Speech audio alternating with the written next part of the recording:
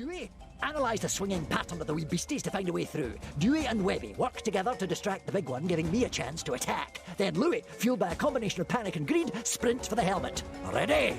Let's Dewey this. A few moments later. Oh, I told you to Dewey this! We had just worked together! How was I supposed to know they could change direction mid-swing? I just wasn't greedy enough.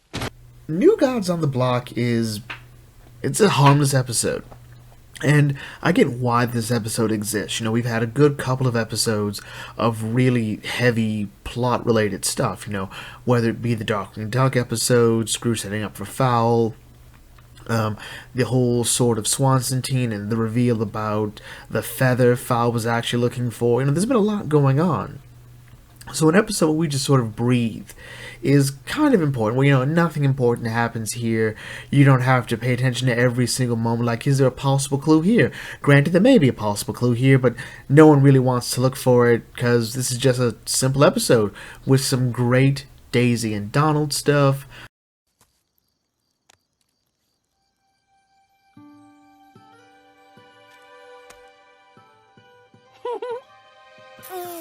What a magnificent union! Thanks, friend.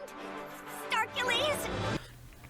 And the stuff with what if the kids became gods and had these powers, and if they can be gods, they can work with Scrooge again. That to me, that story felt a bit sort of underdone. I've seen episodes like this before.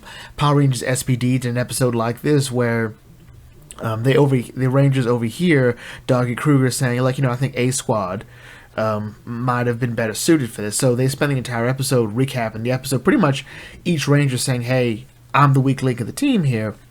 It was really just a clip show, really. It was just a clip show, to be totally honest.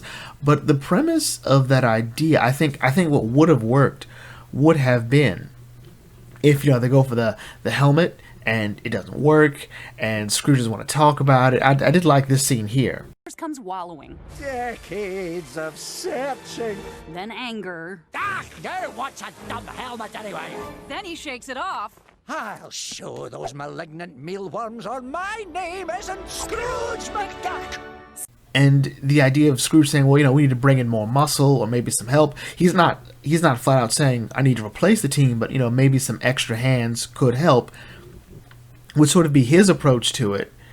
And you see the kids, you know, maybe one of them did screw up, and they're trying to figure out which one of them did, which one of them made the mistake, and I think that would have worked. But here, bringing in Storkules and Selene and Zeus, you know, and a couple little jabs of Greek mythology, those were all right. I don't dislike. There's actually nothing about this episode I generally dislike. You know, maybe Dewey, but we all know how I feel about Dewey by now. Webby mad with power is just great. I love that Selene calls out how bad an idea this is.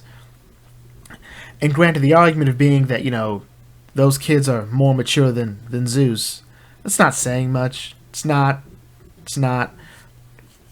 But it was also fun to see, hey, what would each of them do if they could, you know, be gods? And they all sort of make the mistakes you think they'd make. Louis was a bit on the nose. I'm not going to lie, though. Hey, I can turn things into gold. We've seen this story before. Actually, Ducktales did this story before. The original Ducktales did this story too, with the Golden Goose. But it was fun. To me, the real fun stuff was the Daisy and Donald stuff. You know, it's their second date. Storkules is kind of, you know, messing this up. I almost felt like maybe that should have been the main story. But it was nice to get a nice little update on the relationship. I don't know why Donald thought dumping the trash into the pool was a good idea. Or why that was even... Like, who does that? It's kind of nasty. It is.